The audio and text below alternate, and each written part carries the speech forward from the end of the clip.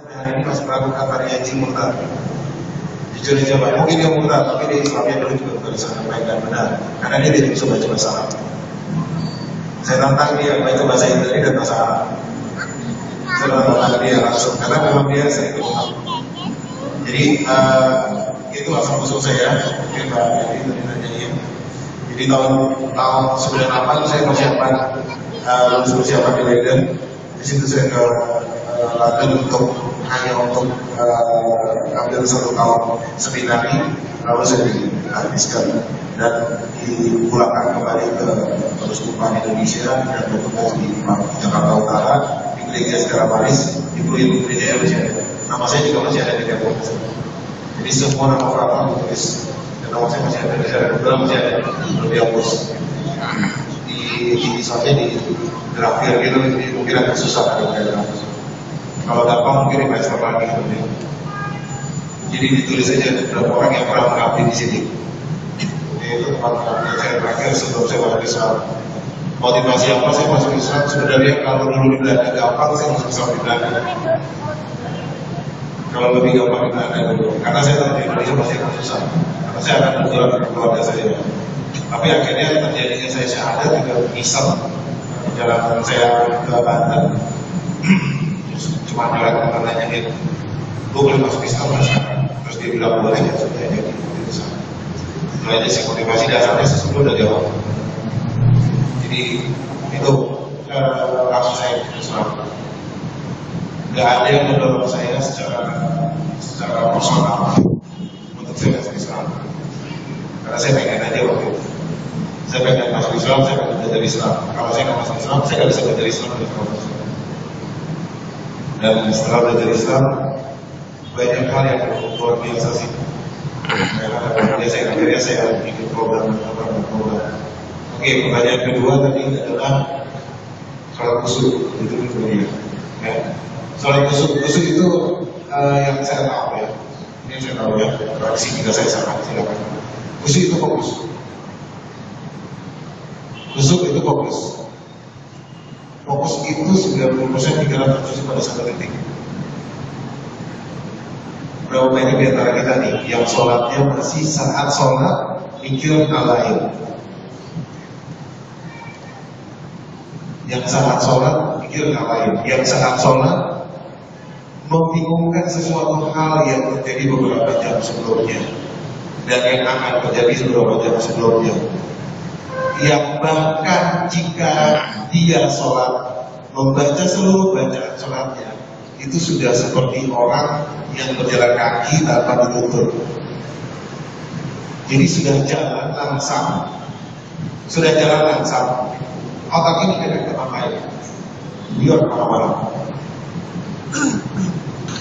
Mulut kemana-mana bisa.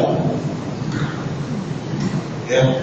Ini perilaku manusia ini tadi saya sempat singgung 3 tahun pertama saya di Muslim itu saya mengalami masa yang kurang baik, yaitu saya hidup di masa jahiliyah yang hidup saya karena saya keluar dari asrama Katolik yang tadinya nggak kenal perempuan, ini udah kayak apa ya?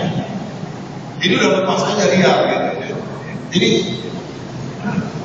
saya belajar dari saya belajar dari seseorang yang tampilan fisiknya adalah orang Muslim sejatinya, dilihat dari hidungnya, rambutnya, dan pokoknya pemotanya, aduh dia udah Muslim banget ya, jenggotnya, dia ini seorang Muslim.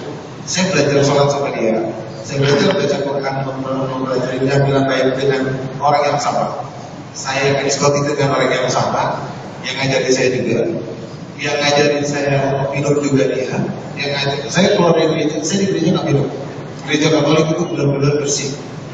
Kita nggak boleh minum, nggak boleh mabuk, nggak boleh dekat perempuan, nggak boleh pacaran. Bahkan saya sudah disumpah menikah. Jadi jauh-jauh udah bersama perempuan. Yang ex Katolik pasti tahu, ya. Berapa. Jadi setelah saya masuk Islam itu jadi kayak liar, gitu, lepas. Dan dari orang yang sama, pada saat saya bertanya ke dia, bro, apa nih? Apa? Itu dikhusus pada umumnya aja, gitu. Lu lihat yang di dalam kan muslim semua. Ya udah, ikutin ya. Pada saat ke diskotik sama, ke Pati Pijet dia bilang di sini yang kerja 80% orang Islam. Jadi nggak apa-apa, ikut Islam pada umumnya di Indonesia. Ikutin pijet, main apa ya, apa kan saya bicara ini pijet, nggak bagus. Ya. Berbuat hal asusila, minum alkohol, ya, untungnya nggak sampai pakai narkotik. Itu saya jalani karena dia contoh dia, dan dia bilang apa? Ikuti Islam pada umumnya. Pada umumnya ya, kan kalian tidak pada umumnya, kalian duduknya di masjid, itu majelis ya kan, tidak. Yang pada umumnya maaf ya. Ini mungkin kalian bisa bercermin dan melihat ke sekeliling kalian, orang-orang di belakang kalian atau di sekeliling kalian. Yang selama ini kan kalian kalau jalan kan tidak ke depan.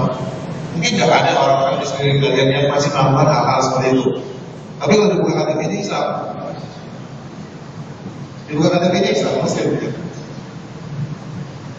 Ini masih banyak.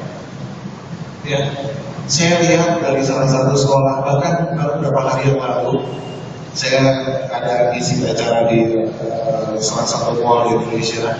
Saya itu sengaja parkir, saya pakai sebagai motor, parkirnya di basement. Di basement jalan ke atas, naik lift. Acaranya di dekat Foodcourt ada masjid.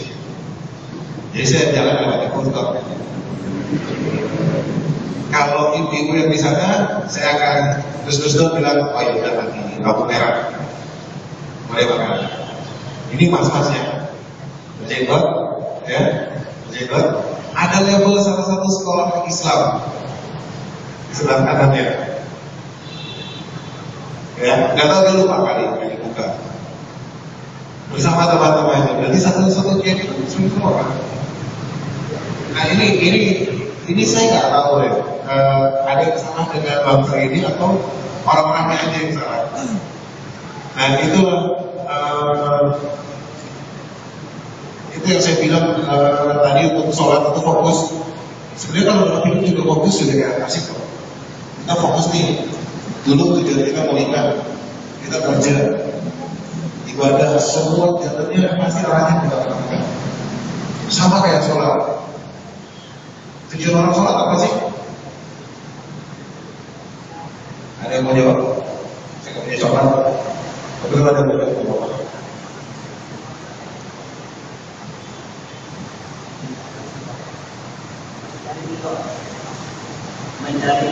mencari ridho Allah.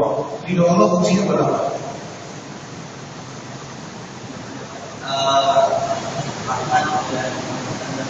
Nah, rahmat dan ampunan dari Allah fungsinya berapa? Untuk manusia berfungsi sebagai bikin kenyang. Bikin kenyang. Kalau dapat ampunan dari Allah